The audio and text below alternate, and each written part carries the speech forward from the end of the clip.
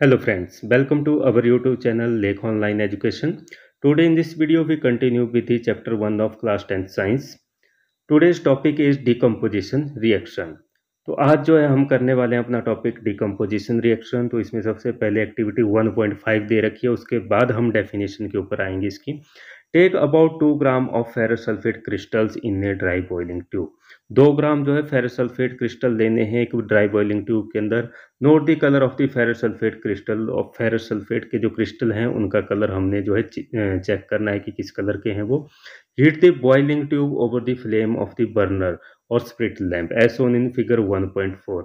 फिर जो है हमने बॉइलिंग ट्यूब को जो है हीट करना है जिसके अंदर हमने क्रिस्टल्स डाले हुए हैं फेरस सल्फेट के। तो बॉइलिंग ट्यूब को जो है हीट करना है हमने बर्नर के ऊपर या स्प्रिट लैंप के ऊपर, जैसा फिगर 1.4 इसमें दिखा रखा है। तो इस तरीके से हम जो है उसको हीट करेंगे। आगे बोला गया observe the colour of the crystal after heating. Heating के बाद जो क्रिस्टल्स हैं उनका कलर आपने जो है नोट करना है। तो ये हमारी एक्टिविटी है। इसमें आगे जो है बता रखा है have you notice that the green colour of the ferrous sulphate crystals has change. तो जो क्रिस्टल्स को जब हम हीट करेंगे तो ग्रीन कलर जो होता है उनका, फेरस सल्फेट के क्रिस्टल जो है ग्रीन कलर के होते हैं। तो जो ग्रीन कलर होगा वो जो है डिसअपियर हो जाएगा उनका। You can also smell the characteristics order of the burning sulphur.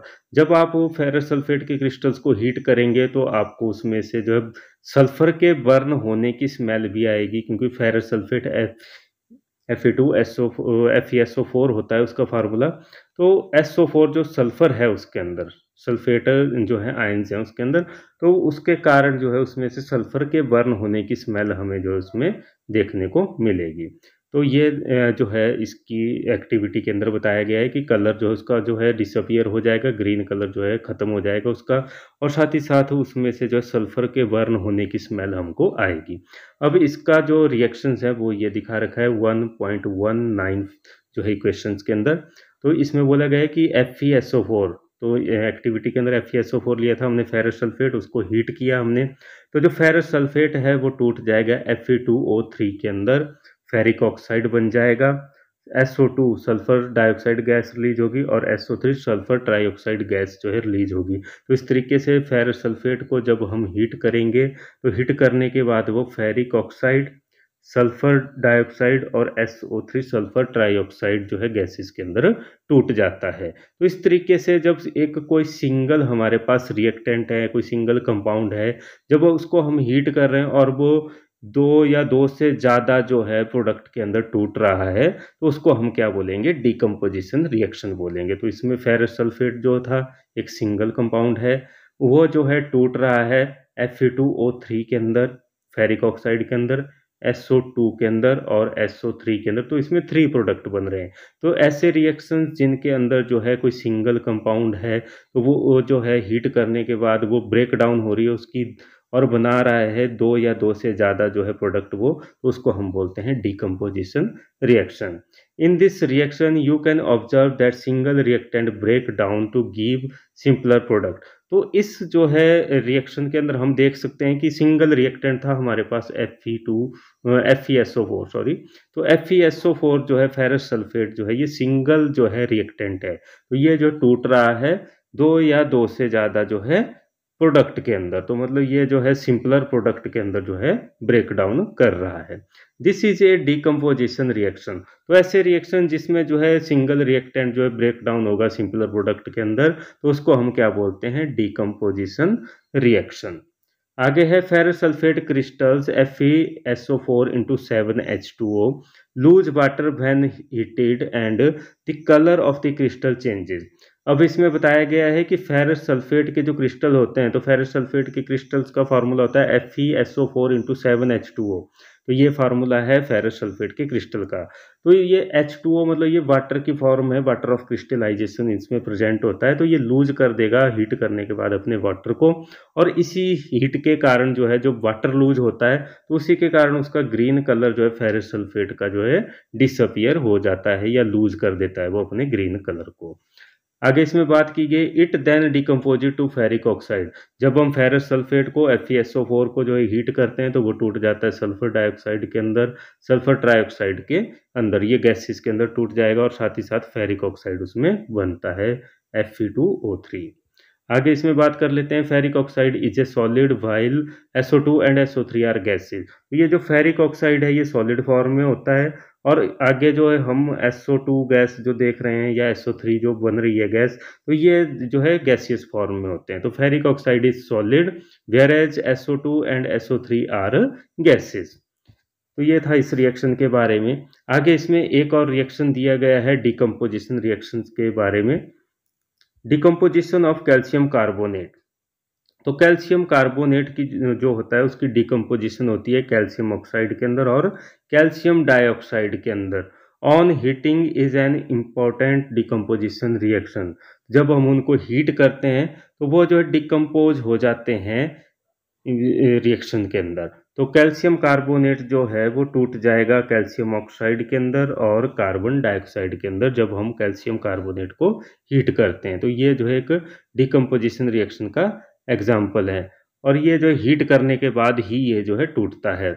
Is an important decomposition reaction used in various industries. तो ये बहुत ही इम्पॉर्टेंट जो है डिकम्पोजिशन रिएक्शन है, जो कैल्शियम कार्बोनेट की हम डिकम्पोजिशन करवाते हैं हीटिंग के द्वारा। तो ये बहुत ही इम्पॉर्टेंट जो है रिएक्शन है जिसका इंडस्ट्री में यूज किया जाता है। तो ये कैल्शियम कार्बोनेट हीट किया जाएगा, कैल्शियम ऑक्साइड बनेगा और कार्बन डाइऑक्साइड गैस रिलीज होती है on heating. Carbon dioxide is called, calcium oxide is called as quick lime या लाइम भी इसको बोला जाता है। तो इसमें जो कैल्शियम ऑक्साइड बना उसका दूसरा नाम हम लाइम भी बोलते हैं या क्विक लाइम के नाम से भी इसको जानते हैं। It has many uses. अब इसके भी बहुत सारे यूजेज हैं लाइम और क्विक लाइम के। One is in the manufacture of the cement, और इसका सबसे मेजर यूज जो है वो सीमेंट इंडस्ट्री के अंदर होता है। सीमेंट को बनाने के लिए इसका यूज किया जाता है लाइम का या क्विक लाइम का। आगे है इसमें, when A decomposition reaction is carried out by heating it is called a thermal decomposition. जब कोई भी डिकम्पोजिशन रिएक्शन है जिसमें हम हीट कर रहे हैं, हीट करके डिकम्पोजिशन करवा रहे हैं या तोड़ रहे हैं किसी कंपाउंड को हीट करके, तो उस रिएक्शन को हम बोलते हैं thermal decomposition reaction. When decomposition is carried out by heating, it is called as decomposition reaction.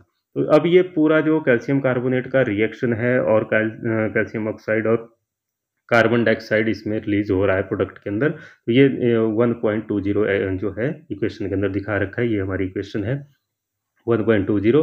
तो कैल्शियम कार्बोनेट लाइमस्टोन है, कैल्शियम कार्बोनेट को हमने लाइमस्टोन को हीट किया, हीट करने के बाद ये कैल्शियम ऑक्साइड क्विक लाइम के अंदर कन्वर्ट हो गया, टूट गया, और साथ ही इसमें जो कार्बन डाइऑक्साइड गैस जो है प्रोड्यूस हुई। इस तरीके से कैल्शियम कार्बोनेट एक सिंगल हमारे पास रिएक्टेंट है, वो टूट रहा है हीट करने के बाद जो है दो प्रोडक्ट के अंदर, कैल्शियम ऑक्साइड जिसको हम क्विक लाइम बोलते हैं और कार्बन डाइऑक्साइड CO2 गैस के अंदर।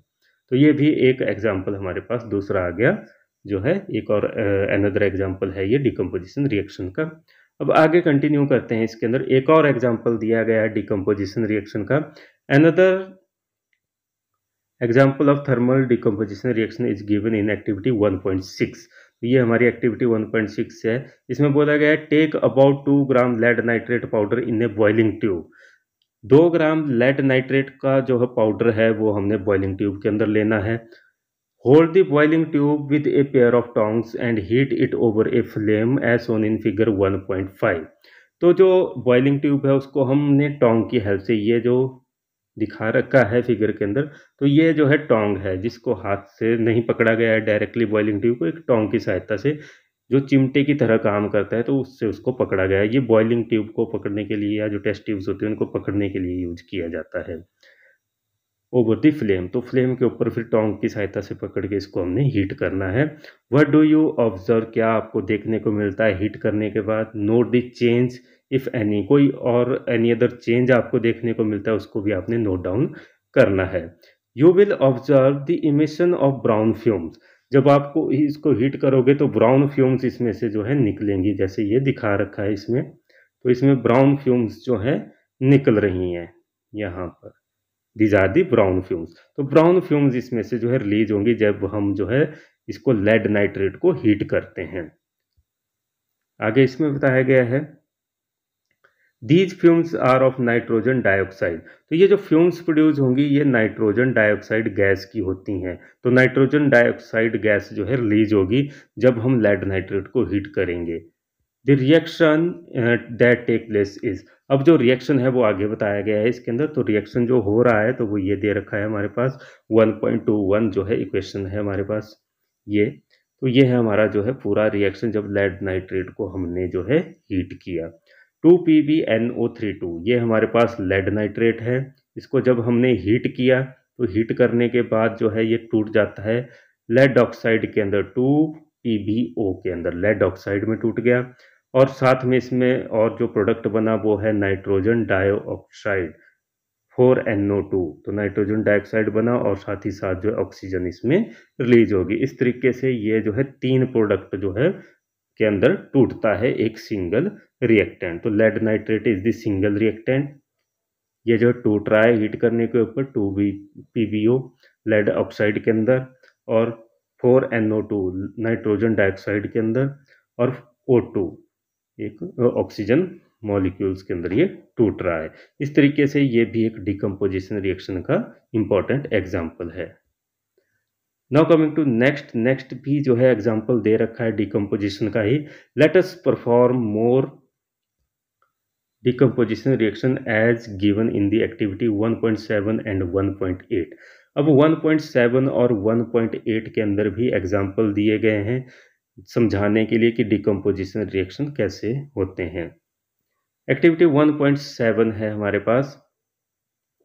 तो 1.7 जो एक्टिविटी इसमें बोला गया है, टेक ए प्लास्टिक मग। तो प्लास्टिक का मग जो है लेना है, इसके लिए drill 2 holes at its base.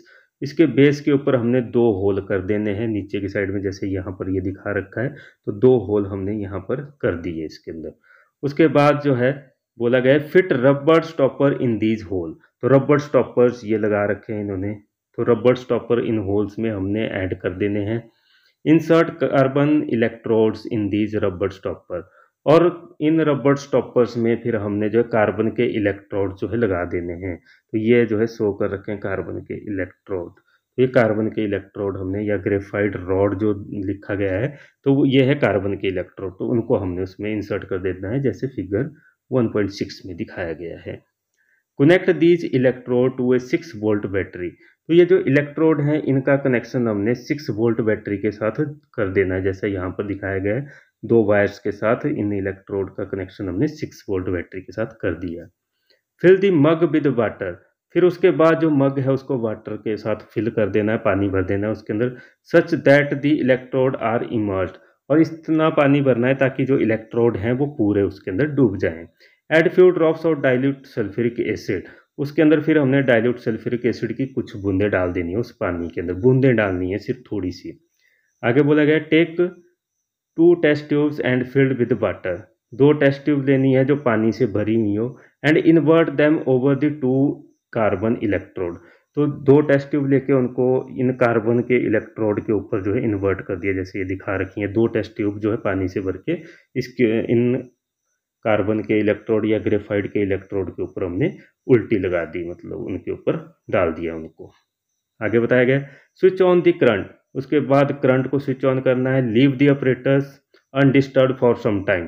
तो ऑपरेटर्स को कुछ टाइम तक जो है अनडिस्टर्ब रख देना है। करंट पास आउट कर दिया, उसके बाद टेस्ट ट्यूब्स हमने रख ली पहले, फिर उसके बाद करंट पास आउट किया और उस इंस्ट्रूमेंट को बिना डिस्टर्ब किए हुए कुछ समय तक रहने देना है।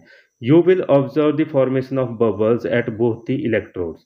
दोनों इलेक्ट्रोड्स के ऊपर, एक ये है जिसके ऊपर हमने टेस्ट ट्यूब लगा रखी है और दूसरा ये है जिस उसके ऊपर भी टेस्ट ट्यूब लगा रखी है। तो दोनों इलेक्ट्रोड के ऊपर हमें जो है बबल्स फॉर्म होते हुए दिखाई देंगे।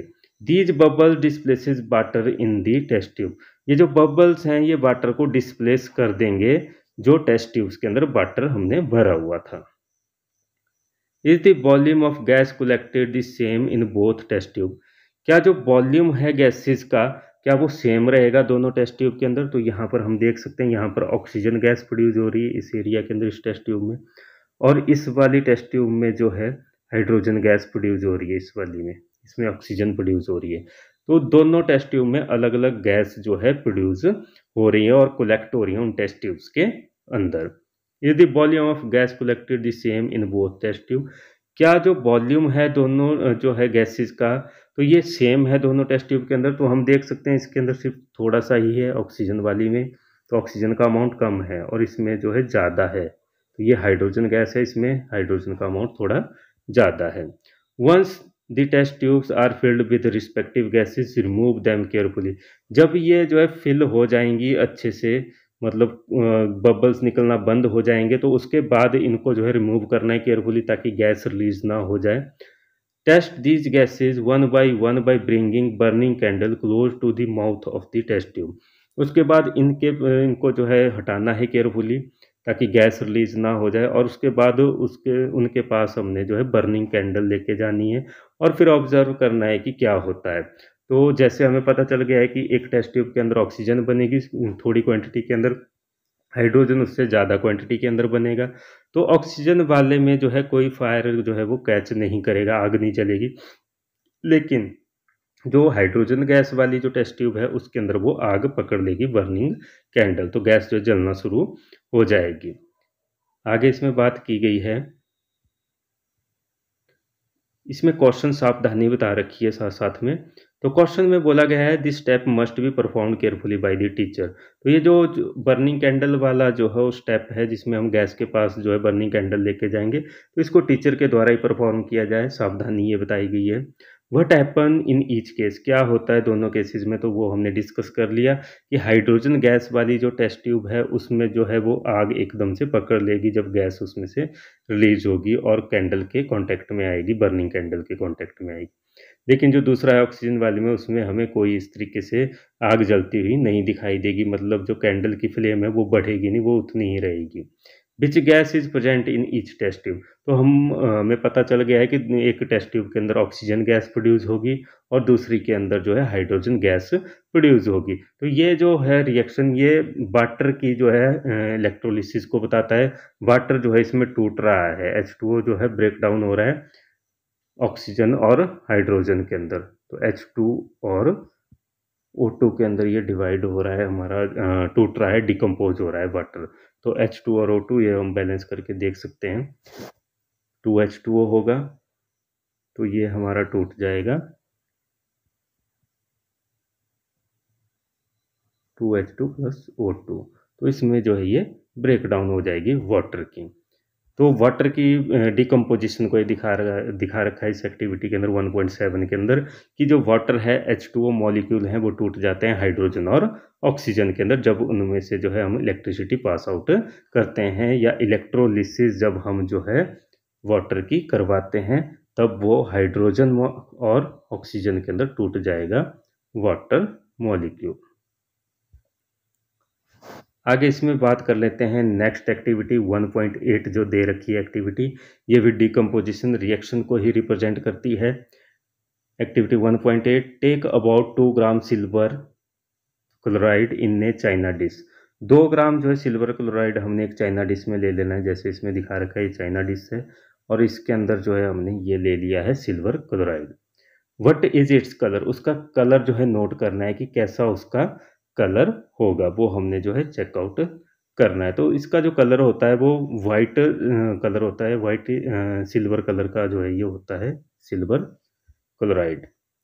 Place this china dish in sunlight for some time as shown in figure 1.7।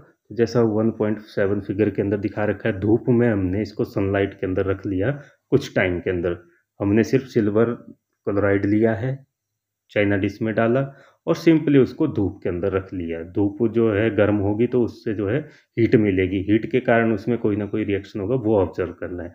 Colour हमने उसको ऑब्जर्व कर लिया कि इसका जो है सिल्वर क्लोराइड का कलर वाइट होगा जब हम इसको लेंगे और हीट करेंगे, इसको धूप में रखेंगे तब इसका कलर चेंज हो जाएगा। Observe the colour of silver chloride after some time, जब इसको कुछ टाइम के लिए धूप में रख देंगे तो उसके बाद उसका कलर नोट डाउन करना है कि क्या चेंज उसके वाइट कलर के अंदर आता है या नहीं आता है, वो हम नीचे देखते हैं कंक्लूजन के अंदर। You will see that white silver chloride turn grey in sunlight. अगर हम ये एक्टिविटी परफॉर्म करेंगे तो हमें पता चलेगा कि ऐसे सिल्वर क्लोराइड का कलर वाइट होता है और ये जो वाइट कलर है सिल्वर क्लोराइड का वो टर्न हो जाएगा ग्रे कलर में के अंदर जो है सनलाइट के। तो सनलाइट में जब हम सिल्वर क्लोराइड को रखते हैं तो वो वाइट से ग्रे कलर में चेंज हो जाता है। This is due to the decomposition of silver chloride into the silver and chloride by the light. और ये होता क्यों है? क्योंकि इसकी डिकम्पोजिशन हो जाती है। सिल्वर क्लोराइड इज डिकम्पोजिज, टूट जाएगा किसके अंदर? सिल्वर के अंदर, और क्लोराइड के अंदर ये टूट जाता है in the presence of sunlight. आगे इसमें रिएक्शन दिखा रखा है। ये हमारा सिल्वर क्लोराइड है 2AgCl। जब इसको सनलाइट के अंदर रखा हमने तो ये टूट रहा है दो प्रोडक्ट के अंदर 2Ag प्लस Cl2। तो Ag सिल्वर और Cl2 क्लोराइड के अंदर ये ब्रेक डाउन हो रहे हैं, दो प्रोडक्ट इसके बन रहे हैं। तो ये भी एक डिकम्पोजिशन रिएक्शन का एग्जाम्पल है। अगर एग्जाम में आता है तो ये इनमें से कोई भी एग्जाम्पल जो है दिया जा सकता है डिकम्पोजिशन रिएक्शन का। तो आगे इसमें थोड़ा सा और इसके बारे में बता रखा है। एक और रिएक्शन दिया गया है, डिकम्पोजिशन रिएक्शन का एग्जाम्पल है silver bromide also behave in the same way. तो सिल्वर ब्रोमाइड जो होता है वो भी सिमिलर इसी तरीके से बिहेव करता है जैसे हमारा सिल्वर क्लोराइड बिहेव करता है, उसी तरीके से सिल्वर ब्रोमाइड भी बिहेव करेगा। तो सिल्वर क्लोराइड की तरह ही सिल्वर ब्रोमाइड भी सेम रिएक्शन शो करता है in the presence of sunlight. तो ये हमारा सिल्वर ब्रोमाइड है। जब इसको सनलाइट में रखा तो ये टूट गया सिल्वर के अंदर 2Ag प्लस Br2, तो ब्रोमाइड अलग हो गया, ब्रोमाइड गैस की फॉर्म में रिलीज हो गया और जो सिल्वर है वो सॉलिड फॉर्म में हमें मिल जाएगा। The above reactions are used in black and white photography। तो ये जो रिएक्शंस हैं इनका यूज किया जाता है ब्लैक एंड वाइट फोटोग्राफी के अंदर। तो पहले जो black and white passport size photo या दूसरे फोटो बनाए जाते थे तो उनमें सिल्वर ब्रोमाइड का जो है यूज किया जाता था ब्लैक एंड वाइट फोटोग्राफी के अंदर। What form of energy is causing this decomposition reaction? तो कौन सी फॉर्म जो है एनर्जी की डिकम्पोजिशन रिएक्शन इनमें जो है क्यूज कर रही है? तो वो है सनलाइट। तो सनलाइट की जो एनर्जी है वो डिकम्पोजिशन करवा रही है सिल्वर ब्रोमाइड का सिल्वर और ब्रोमाइड गैस के अंदर। We have seen that the decomposition reaction require energy either in the form of heat, light or electricity for breaking down the reactant। तो इन रिएक्शंस में हमने ये देखा डिकम्पोजिशन रिएक्शंस के अंदर, अगर हम इन जनरल सारी जो है बात करें तो डिकम्पोजिशन रिएक्शन में जो है डिकम्पोजिशन करवाने के लिए एनर्जी की रिक्वायरमेंट रहेगी और वो एनर्जी हमें हीट की फॉर्म में मिल सकती है, लाइट की फॉर्म में मिल सकती है या इलेक्ट्रिसिटी की फॉर्म में ब्रेक डाउन के लिए जो है हमें वो एनर्जी चाहिए रिएक्टेंट को ब्रेक डाउन करने के लिए। तो रिएक्टेंट तभी ब्रेक डाउन होगा जब उसको हीट किया जाएगा या लाइट के अंदर रखा जाएगा या उसकी इलेक्ट्रोलिसिस इलेक्ट्रिसिटी उसमें से जो है पास आउट की जाएगी, तभी डिकम्पोजिशन रिएक्शन अक्कर करेंगे। Reaction in which energy is observed are known as endothermic reaction. तो ऐसे रिएक्शन जिनमें हीट एनर्जी जो है ऑब्जॉर्व की जाती है, हीट एनर्जी ली जाती है, ऐसे रिएक्शन को हम एंडोथर्मिक रिएक्शंस कहते हैं। तो ये जो है एंडोथर्मिक रिएक्शंस की डेफिनेशन और उनके एग्जाम्पल भी साथ में आगे जिनमें हमें हीट एनर्जी चाहिए, हीट एनर्जी जिसमें ऑब्जर्व की जाएगी, ली जाएगी रिएक्शंस को जो है करवाने के लिए, तो उनको हम बोलते हैं एंडोथर्मिक रिएक्शन। तो पीछे हमने एक्सोथर्मिक रिएक्शन के बारे में पढ़ा था जिनमें हीट एनर्जी रिलीज होती है। आज हमने पढ़ा डिकम्पोजिशन रिएक्शंस के बारे में जिसमें हमने बहुत सारे एग्जाम्पल देखे जिसमें हीट एनर्जी दी जा रही है या सनलाइट में रखा जा रहा है या इलेक्ट्रोलिसिस करवाई जा रही है किसी भी रिएक्टेंट की, तब जाके वो जो है प्रोडक्ट बना रहे, दो या दो से ज़्यादा प्रोडक्ट उसमें फॉर्म हो रहे हैं। तो ऐसे रिएक्शन को हमने डिकम्पोजिशन रिएक्शन बोला जिसमें जो है सिंगल रिएक्टेंट जो है ब्रेक डाउन हो रहा है दो या दो से ज़्यादा प्रोडक्ट के अंदर। और इसमें दूसरी टर्म हम आज कर रहे हैं एंडोथर्मिक रिएक्शन, जिसमें जो है ऐसे रिएक्शन जिनमें जो है हीट एनर्जी ऑब्जर्व की जाती है या ली जाती है, ऑब्जर्व की जाती है, ऐसे रिएक्शन को एंडोथर्मिक रिएक्शन बोलते हैं। और पिछली वीडियो के अंदर हमने एक्सोथर्मिक रिएक्शन के बारे में बोला था जिसमें हीट एनर्जी रिलीज होती थी। तो ये दोनों के बीच में डिफरेंस है, एक्सोथर्मिक में हीट एनर्जी रिलीज होती है और एंडोथर्मिक रिएक्शन में हीट एनर्जी ऑब्जर्व होती है, रिक्वायर्ड रहती है। तो ये था हमारा आज का टॉपिक डिकम्पोजिशन रिएक्शंस के बारे में। होप आपको जो है वीडियो अच्छी लगी होगी, आपको जो है टॉपिक समझ में आ गया होगा। तो ये इम्पॉर्टेंट टॉपिक है, एग्ज़ाम में इससे रिलेटेड पूछा जाता है। That's all in this video. Thank you.